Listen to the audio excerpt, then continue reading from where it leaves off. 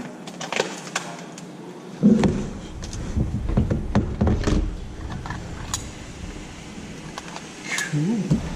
225 left is selected, 2 lays, 1 flashing, full bars, no faults, safe.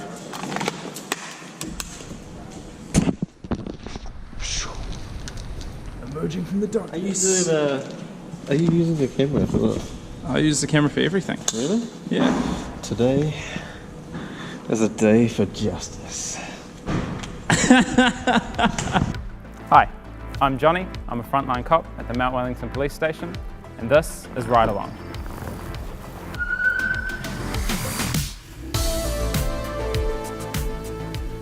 In case you're wondering about this shirt, I was invited to spend a week and a bit working with the crime squad detectives out of the Auckland Central Police Station, just to get a taste of what their job's like, and to be able to show you as well. If you've got any questions specifically for the detectives, let me know and I'll see if I can get one of them to front the camera and answer them. In the meantime, enjoy. Comms ACC 11. Okay. Good morning, could you assign us to the Sky City job, please? Well, good morning everybody, and welcome to a misty Saturday morning. I'm working with my old friend. Back at it again. Back at it again. In a different uniform. Who's training to be a detective. Much like when you first become a constable, you do some workplace assessments over a period of about 2 years.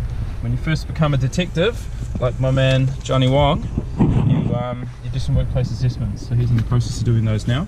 And you're officially called a constable on trial for that process, aren't you? That's correct. Yeah, and then eventually after that you get your gold badge and you're officially a detective. Yeah. Or we go to detective constable after that, after constable trial. Detective constable. Yeah. Oof. Right. And you get the gold badge. It's got a sweet ring. It's got a sweet ring to it. That's the ring to it, yeah. It's tempting. So this morning we've been dispatched to a rape. It's a serious offence, which is why crime squad detectives will be attending in the first instance, and not sort of standard uniform staff. Not to say they can't do the job, but obviously complex and delicate investigations require a bit more experience, which is why we'll be going together with a few other members of our team and the sergeant in charge of the section at the moment. As you can imagine, due to the nature of the job, the initial investigation took the majority of our shift, and it will form a small part of the ongoing investigation into the offence.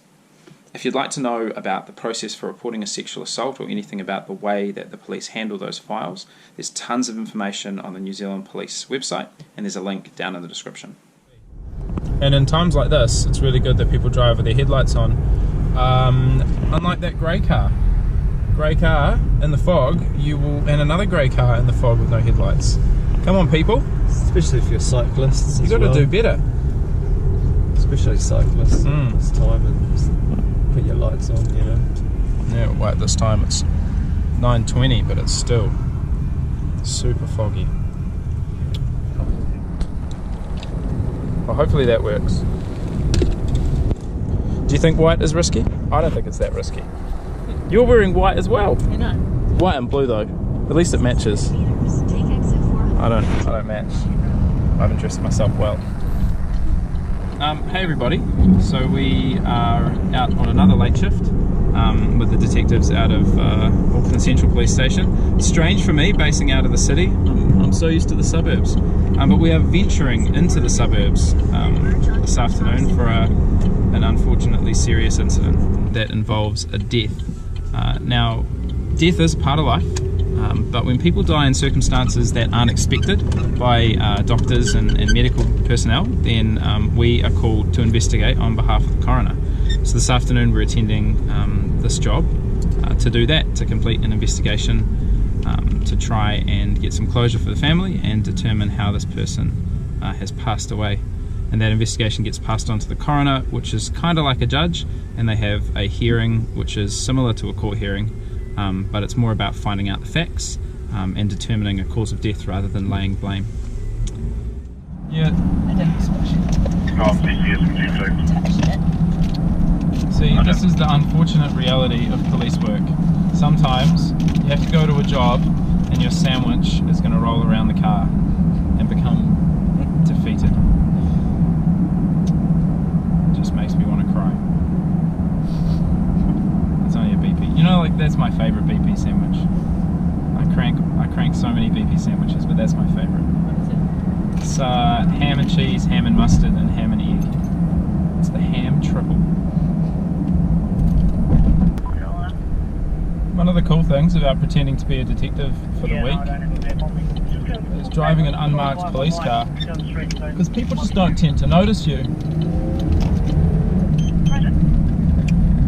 Every time you pull them over, it's a little bit of surprise. I've been behind you this whole time while you've been flooring it at intersections.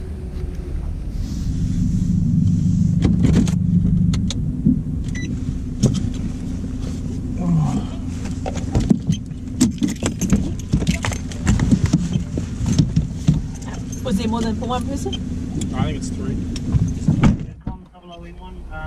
That's quite been discharged. 0001 is going in on foot and I'm just going around from the school.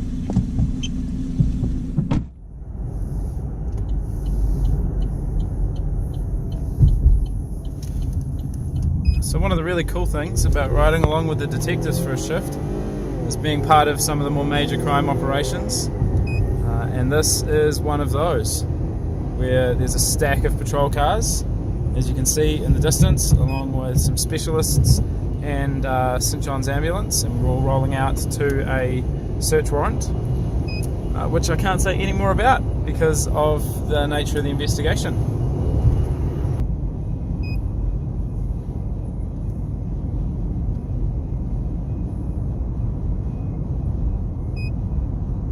Yeah, I'll carry one. I'll take my weight. Got nothing. Yeah, but I have to blur your face. You can't use your image. Oh, the darkness.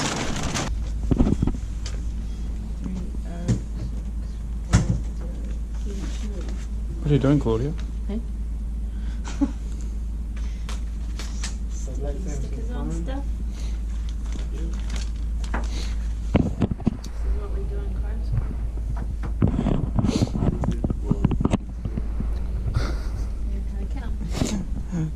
So one of the less glamorous parts of the job, when you have the fun of executing a search warrant, you also have the fun of exhibiting everything you find, which in this case is hundreds of items.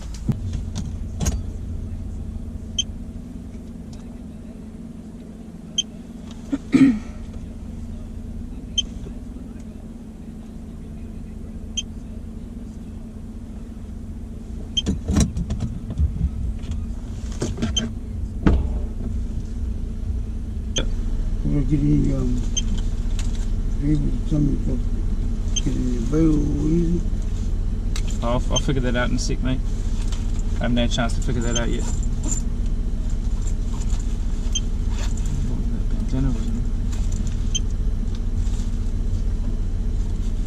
There's some stuff in the car, hey? Am I going to find any more cannabis in the car, man? And then he's got a wallet here with even more IDs. What was he saying about that? Other people's bank cards. Oh man, have I just gotten myself a mad can of worms? We got ourselves a meth pipe and a little bag. Some very suspicious wallet full of cards that do not belong to this person. But most importantly, we've got an air pistol, and you can see in there a pretty decent sized knife. These items are legal to own, but you still have to have a lawful and sufficient purpose to have it with you. And cruising around at 4 o'clock in the morning with it in your car is neither lawful or sufficient. So if you have one, keep it locked up at home and only use it in an environment where you can do so safely. Don't cruise around with it in your car. So that's it for our set of shifts.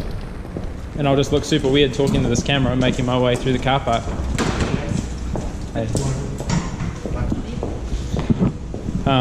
This stuff is all just being destroyed, and the person who was found with it is going to be charged with some offences relating to this stuff, as well as some other property that we found in the vehicle. And we're in. Let's just book them in.